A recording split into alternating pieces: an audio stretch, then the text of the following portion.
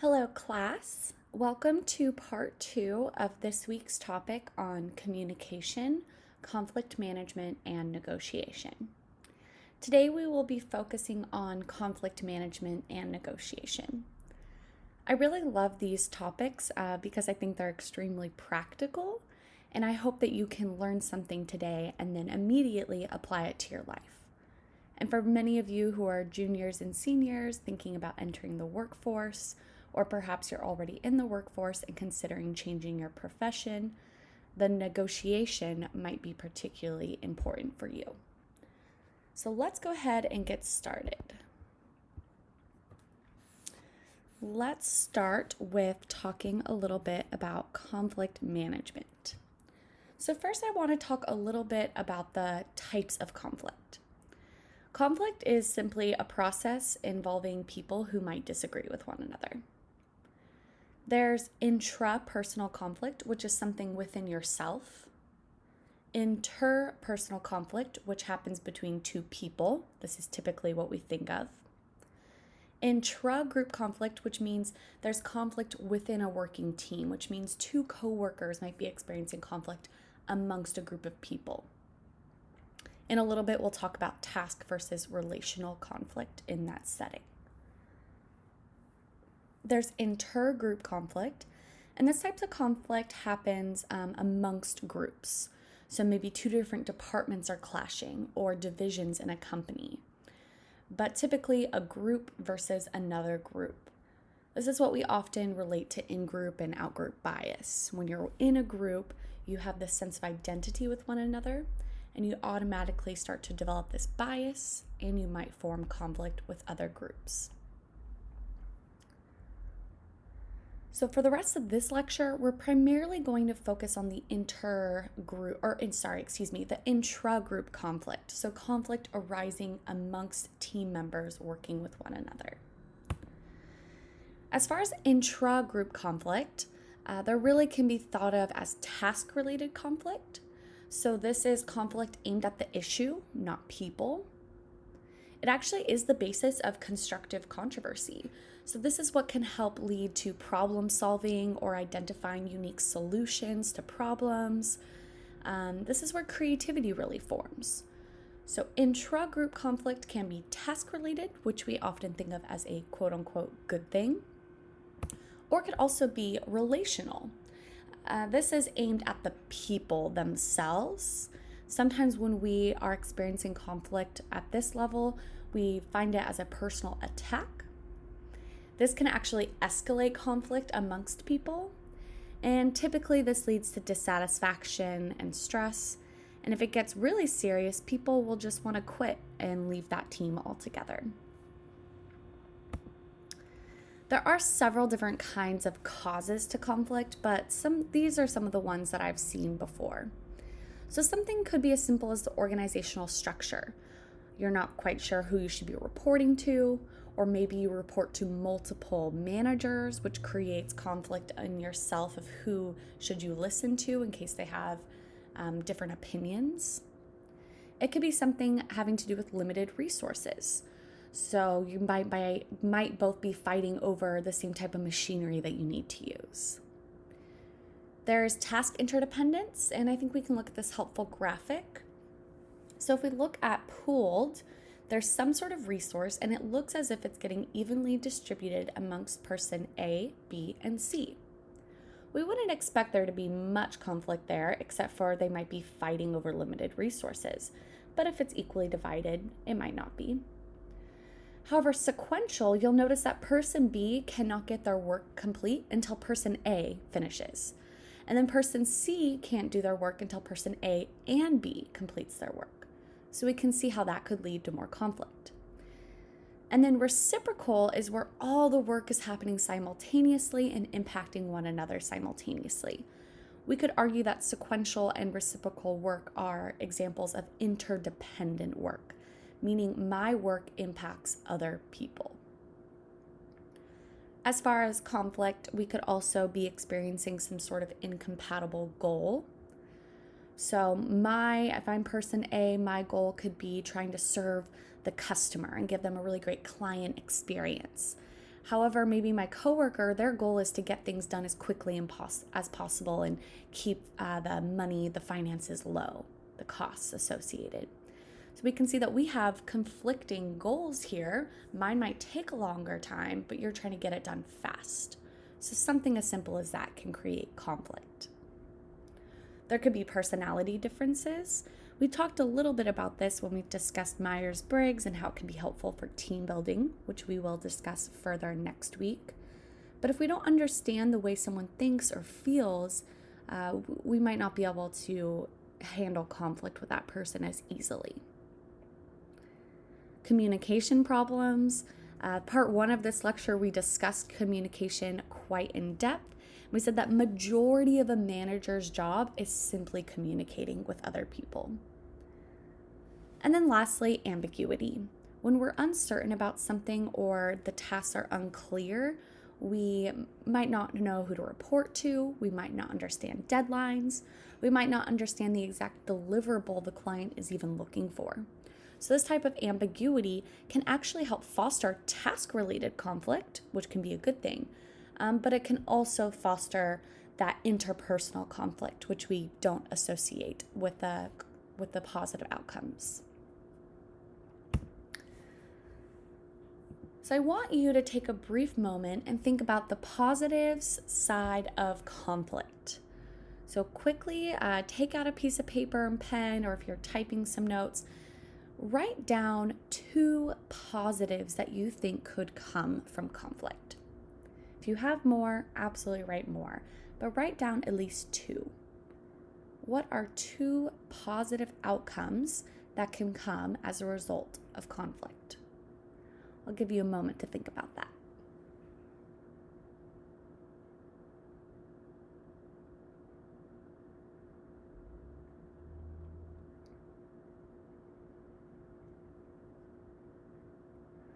All right, now that you've written 2 positive outcomes of conflict, here's some of the ones that I thought of.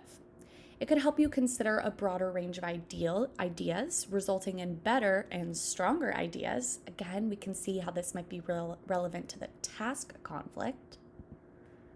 We might have increased participation and creativity, so getting more people involved in the problem solving. We can help clarify individual views that build learning. So we might be actually able to learn from another person on our team. What about some negatives? Now take another moment and write down some negative outcomes of conflict. Write down at least 2.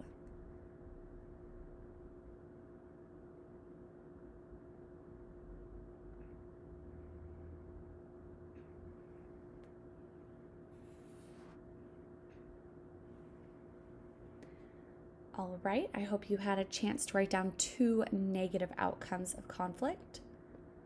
Some of the ones I thought of are surfacing of assumptions that may be inaccurate. We talked a lot about this in week 2 when we discussed diversity at work and how people can have these assumptions or stereotypes about groups of people. So we might see some of that come as a result of conflict. And we can see why this would be more relevant to that interpersonal conflict rather than that task-related conflict. This is where someone might feel as if it's a personal attack. You can actually have an increased stress and anxiety. So I have had a client once that the work atmosphere and their team they were with was just so horrible for them and they didn't see any way of resolving. And they did try a couple of techniques and it just didn't seem to get better, to the extent that they ended up wanting to leave the company because they felt so stressed at work.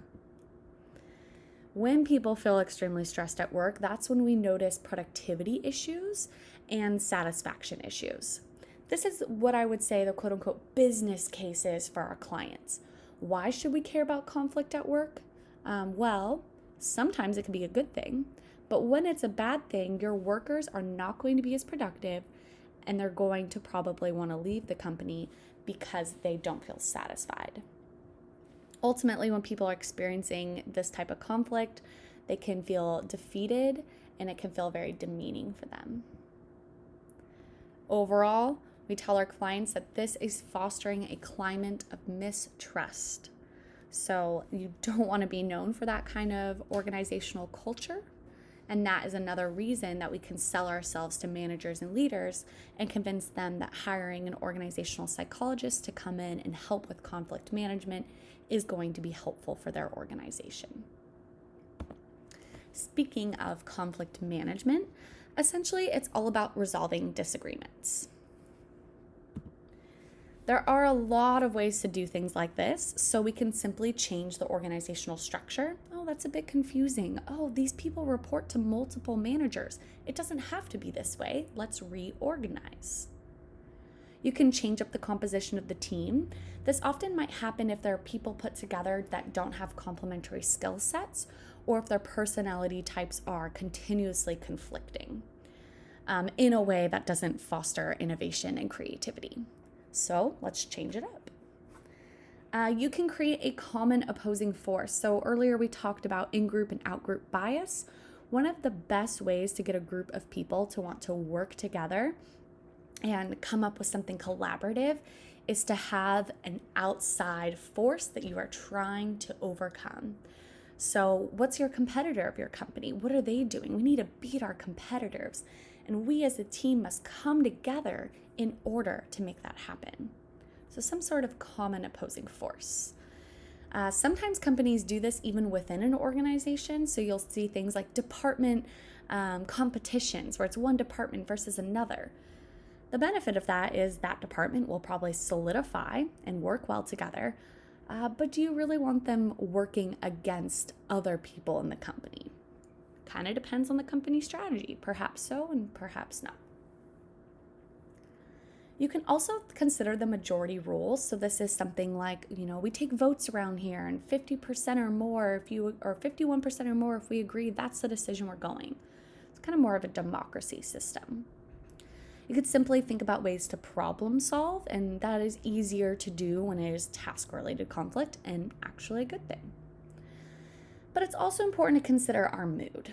Are we experiencing this conflict with the person because we kind of had a bad start, something happened that morning, we both came in with a bad attitude, and we're unwilling to move forward?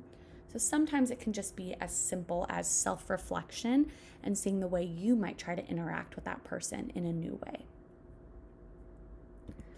Let's take a quick assessment to learn more about your conflict management style. So if you have a piece of paper or if you are typing, I want you to start by writing numbers 1 through 15 on a piece of paper. Just 1 through 15. I'm going to read these statements to you, and next to the number, you'll be filling in numbers 1 through 4. So write down 1 through 15, leave a blank space like this, and you will be writing 1, which means rarely, a 2, which means sometimes, a 3, which means often, or 4, which means always. Let's go ahead and get started. Number 1, I explore issues with others so as to find solutions that meet everyone's needs. Write down 1, rarely, 2, sometimes, 3, often, or 4, always. Number 2, I try to negotiate and adopt a give and take approach to problem situations. 1, rarely, all the way to 4, always. Number 3, I try to meet the expectations of others. 1 through 4. 4, I would argue my case and insist on the merits of my point of view. 1, rarely, 4, always. When there is a disagreement, I gather as much information as I can and keep the lines of communication open. 1, 2, 3, or 4. Number 6. When I find myself in an argument, I usually say very little and try to leave as soon as possible.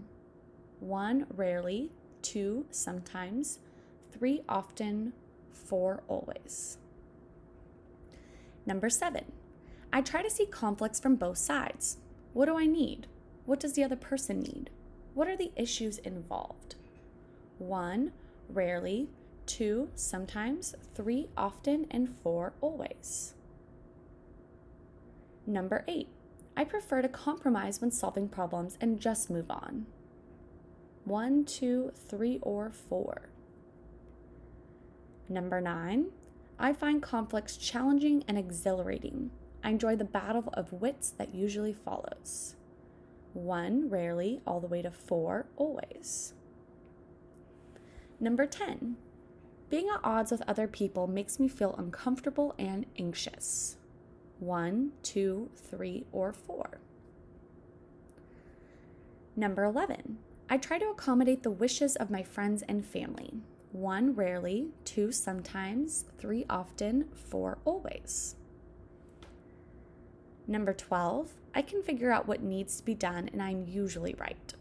1, 2, 3, or 4. Number 13, to break deadlocks, I would meet people halfway. 1, rarely, to 4, always. Number 14, I may not get what I want, but it's a small price to pay for keeping the peace. 1, rarely, to 4, always. And the last question, I avoid hard feelings by keeping my disagreements with others to myself. 1, rarely, 2, sometimes, 3, often, and 4, always. Now, if I was going a little too fast, feel free to hit pause right now, and you can go ahead and read these statements again and make sure to have a 1, rarely, 2, sometimes, 3, often, or 4, always in the blanks. So go ahead and hit pause now if you need more time. If you're ready, let's go ahead and move forward to the scoring of this assessment. There are 5 different types of conflict management styles: collaborating, competing, avoiding, accommodating, and compromising.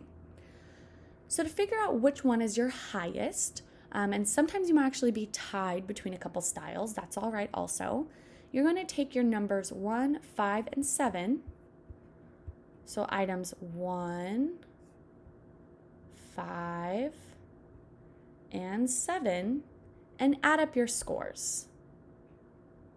So maybe you put 1, 1, and 1 for all 3 of those statements, then your score would be a 3. So take items 1, 5, and 7 and write the total for your score. For competing, you'll want to take items 4, 9, and 12 and add them together. For avoiding, you'll want to take items 6, 10, and 15 and add them together. For accommodating, you'll want to take items 3, 11, and 14 and add them together. And then lastly, for compromising, take numbers 2, 8, and 13 and add them together. Go ahead and hit pause now and give yourself time to total up your scores. Once you've added up your scores, you can see which ones are your highest. And whichever ones are your highest are indicative of your typical style. Now, most of us have a couple that we might rely on, and let's learn a little bit about those. So if you have this collaborating style, it means that you are interested in problem solving in multiple ways, and you try to get both sides of the argument. Competing is more of an authoritarian approach. Avoiding tends to be non-confrontational. You just kind of want to get out of the situation. Accommodating, you're more given, kind of like folding to the argument. And then compromising is more of this middle ground approach where both parties have equal power here.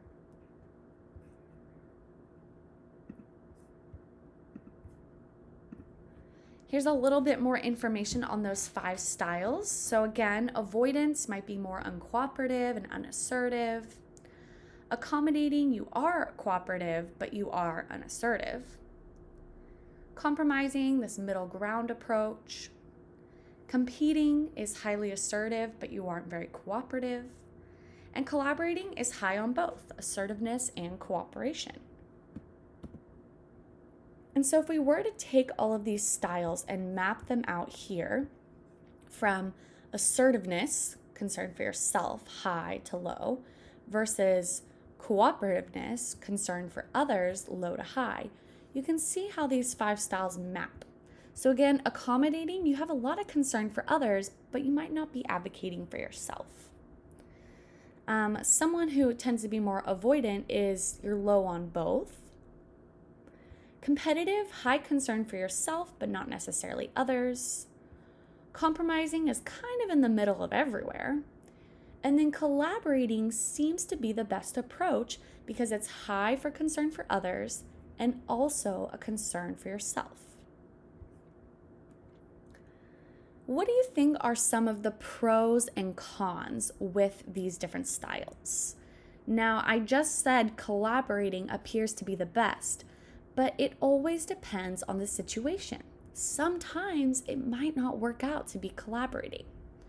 So choose 1 or 2 of these styles and jot down some notes on pros and cons. Why could accommodating be a good thing? Why could it be a bad thing? How about competitive? Are there times where being competitive is quote unquote good? And when are the times that are bad? Choose any of the 2 you really like, maybe even the style you got you're interested in exploring more. You can think about the style you rated highest for that assessment and consider pros and cons you've noticed. Go ahead and do that for a moment.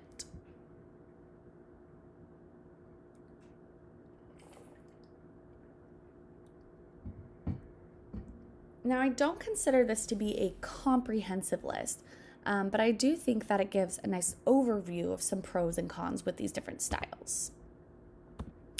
So for avoidance, you're avoiding the stress and conflict.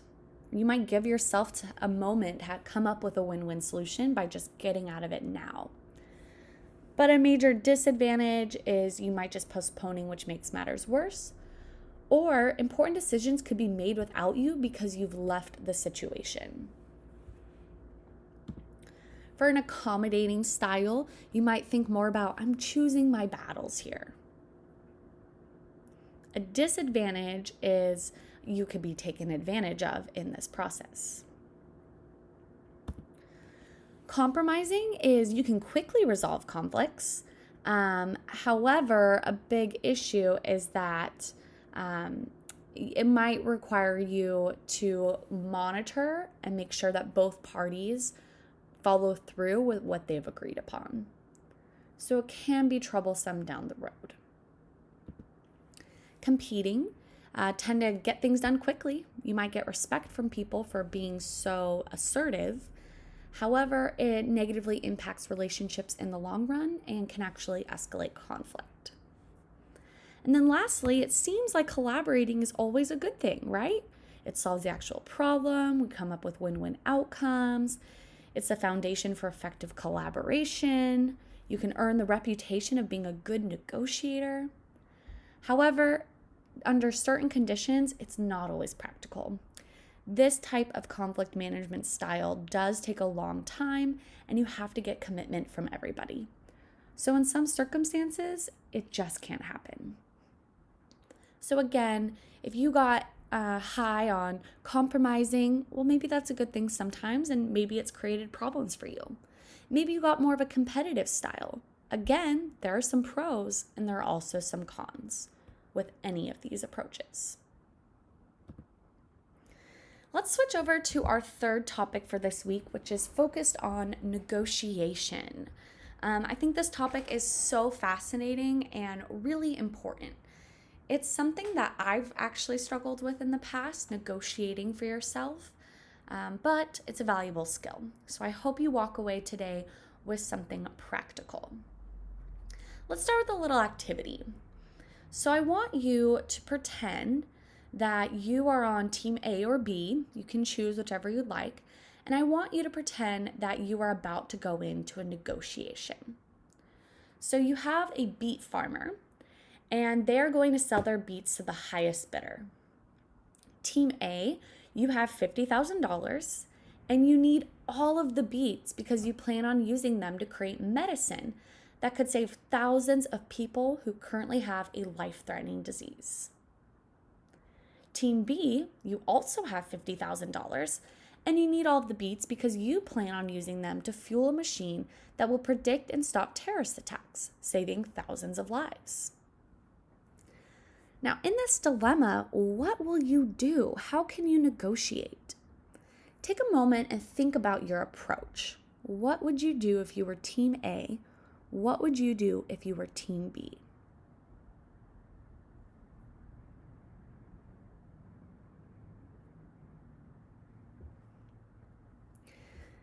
Now, some of the things that might have come to mind is, well, we both only have $50,000, so I can't outbid the person, unfortunately.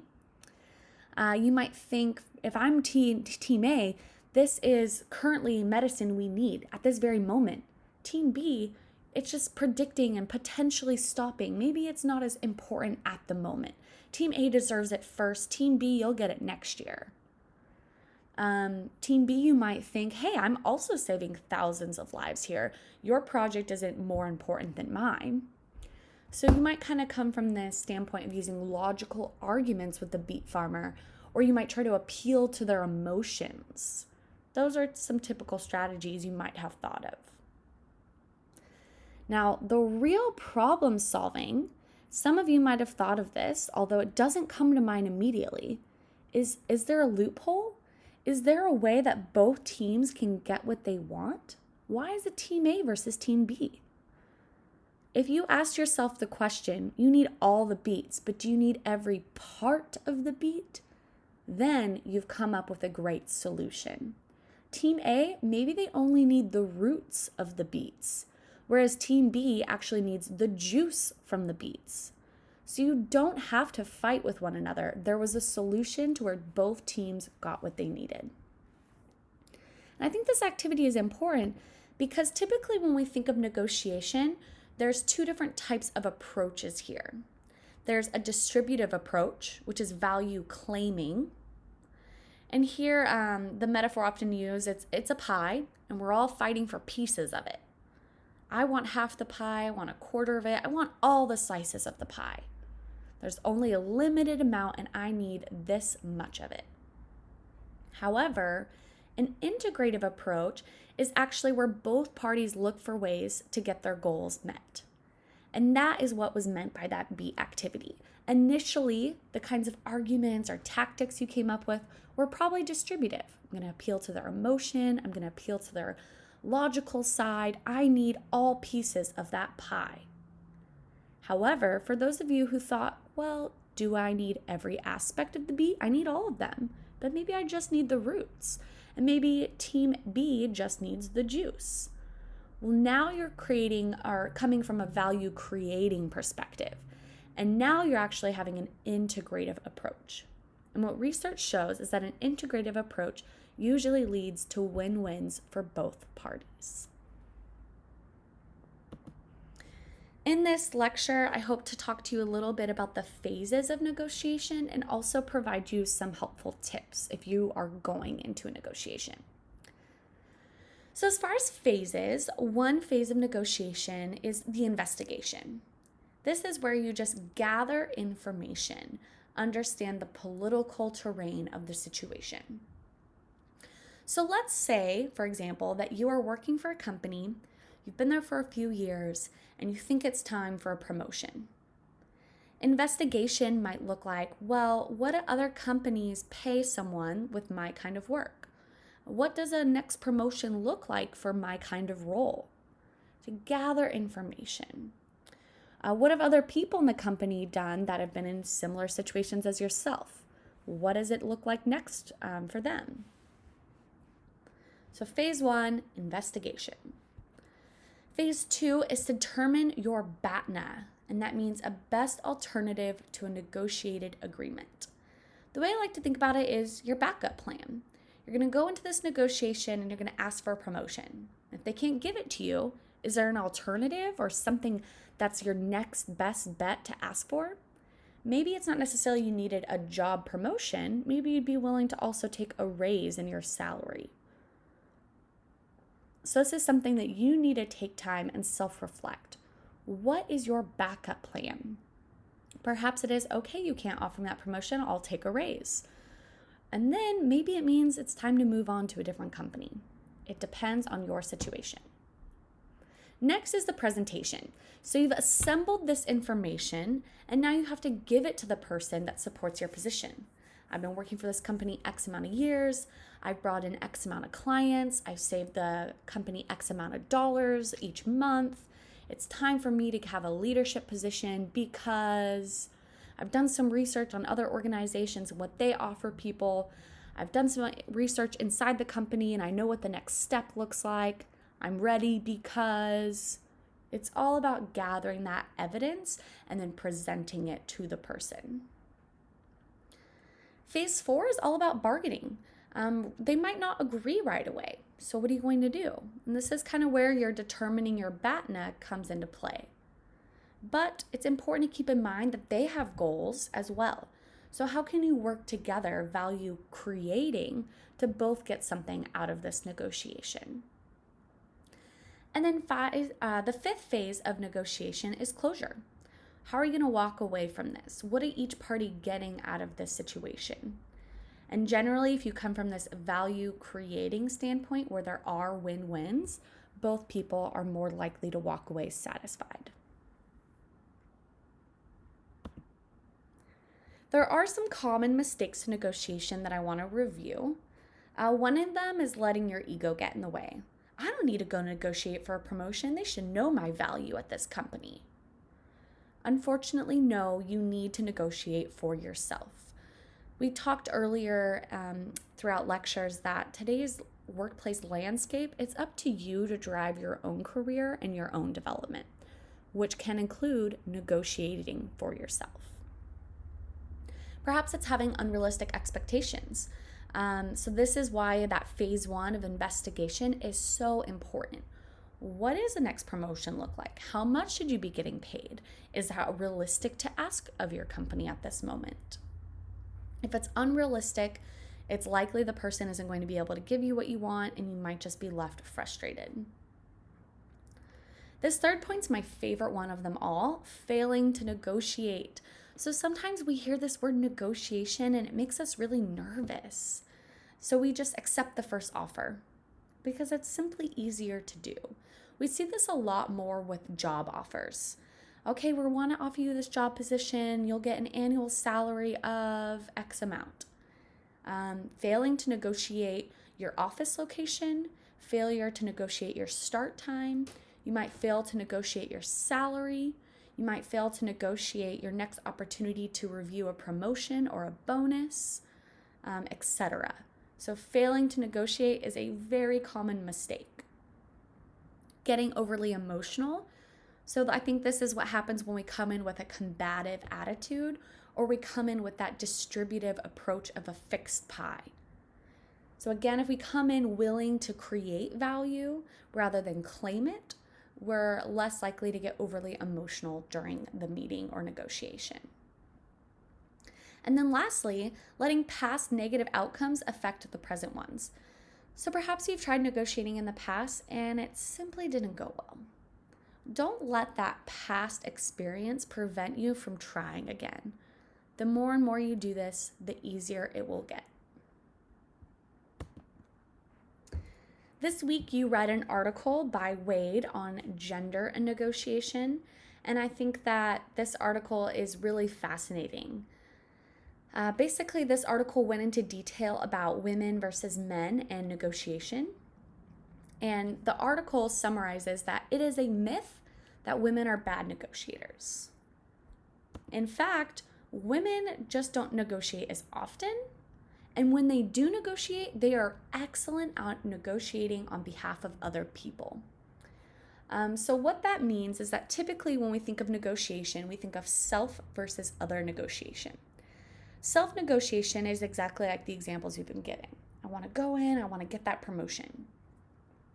Other negotiation is I'm going to go in and negotiate to get more resources for my team. I'm going to convince my boss that we need to extend the deadline on behalf of my team. You're doing it for other people, and that might include you as well. So what this article reviewed is that unfortunately women feel more uncomfortable negotiating because they often incur costs for self-advocacy. The article goes in to say that In our culture, it is expected that women be more communal, be more accepting or kind-hearted or warmth or empathetic. So when women advocate on behalf of themselves and act more assertive, it breaks the stereotype we have, and then we actually judge the woman for being so assertive.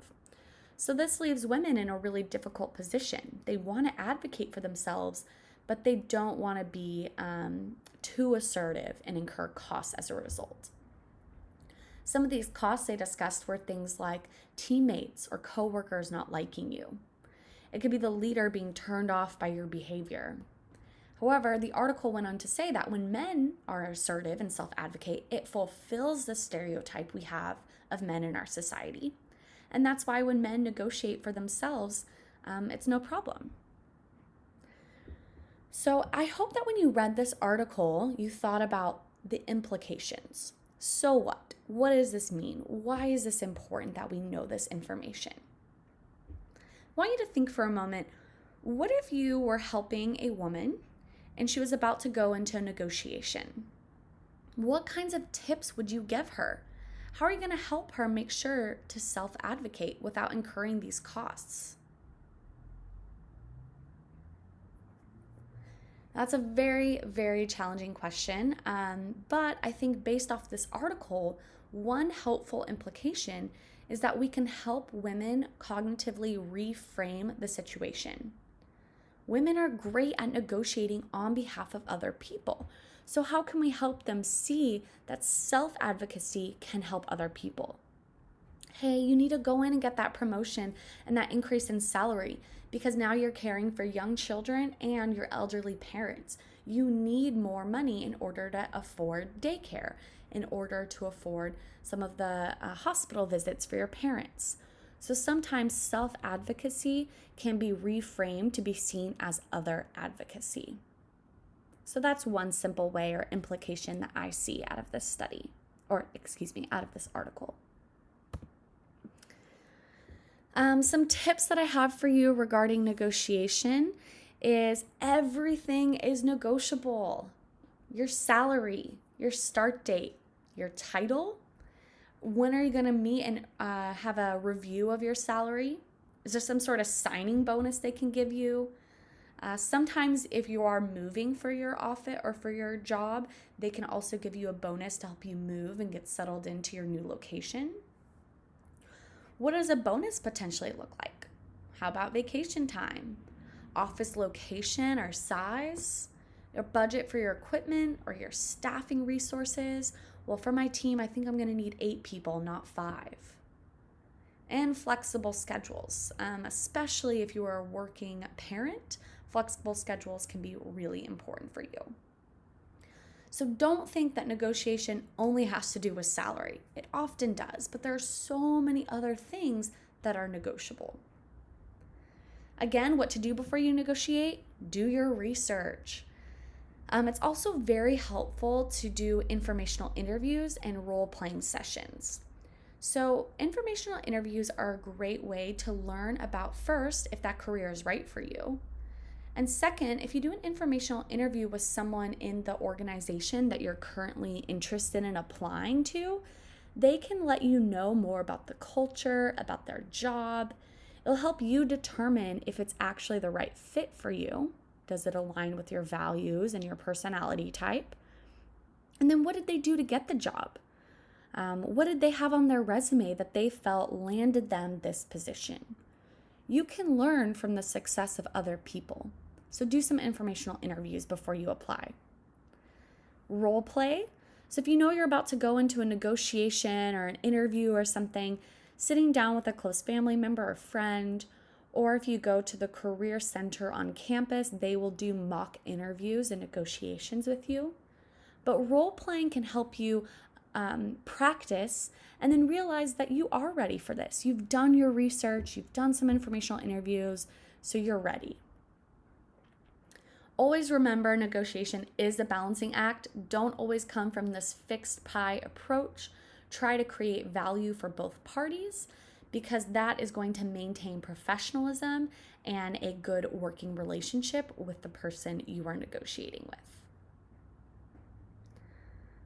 Lastly, I want to show you this helpful chart. So if you're thinking of a negotiation regarding a job position, like you're applying for a new job, you don't want to negotiate too early, and you also don't want to negotiate too late. So when they're first meeting you, there's usually rounds of interviews. It might just be looking at a resume, they might have a phone call, they might have an interview, might have multiple interviews. They might do reference checks. They might bring you onto the company to do a tour and meet people. All of this is too early. Do not negotiate at this time. You're going to turn them off. You want them to like you and feel like they have to have you. And then once they start to make the offer, they've already decided you're the one. They've decided of all the other applicants, they want to hire you. Now is when you negotiate. Maybe you're happy with the salary. Can you negotiate a signing bonus? Can you negotiate vacation time, office location, flexible work hours? Now is the time to ask for these things. If you sign a contract and join the company and then try to ask, it's too late. You can always follow up months later or try to get something going, but generally, once they've decided they have to have you, this is your time to negotiate. Next week, we are going to talk about teams and team building, and I'm asking you to read an article by Bradley and colleagues on reaping the benefits of task conflict in teams. So this will be a really nice connection of this week's topic of conflict and then next week's topic of teams. I look forward to next week's topic. Thank you for listening.